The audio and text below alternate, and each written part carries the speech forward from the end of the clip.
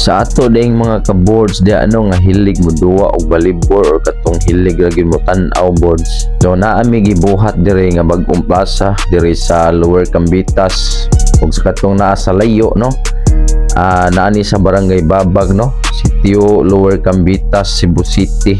So ang katong mga panawaay nga mga class A sila si Jobert, Colapo no, sila si Reggie.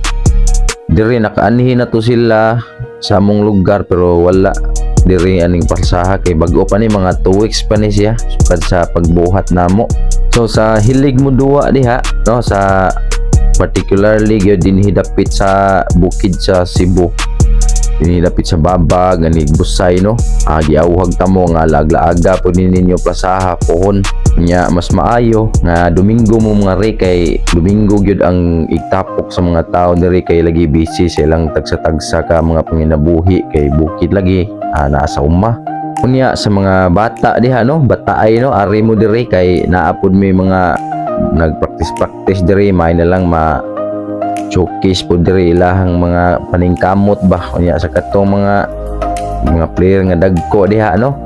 Laglaaga mi dinhi ninyo panag sa boards kay may sad ba magkakita mig unsay mga techniques ninyo diha sa pagduwa no, unsaon ninyo pag buhat nga makadaog mo sa duwa, unsay mga tricks ninyo nya para pud nga makita namo ma-showcase pud ninyo ang inyong talent ba nga gitaguan sa volleyball nga dayon-dayon.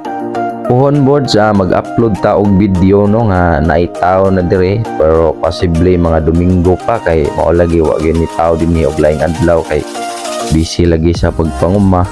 Ari nya mo boards laglaag mo dire kay ato alang gagmayay lang gud ta di lang ta nang dako kay di man ta maayo. Challenge lang ba kay para pud makasingot may kay wa nagimi plaza dire nga tarong ba. Nya magpaabot mi ninyo mga boards kuwat mi ninyo og kanus amo mga ray kay para malingaw po ang among mga mata nya magamit na po ni among tinaguan nga mga tingog boards ba katong mga tingog nga kita rin nakahibaw labi na kanang nindot na kayong duwa boards pa nya mulubad og gamay. Ay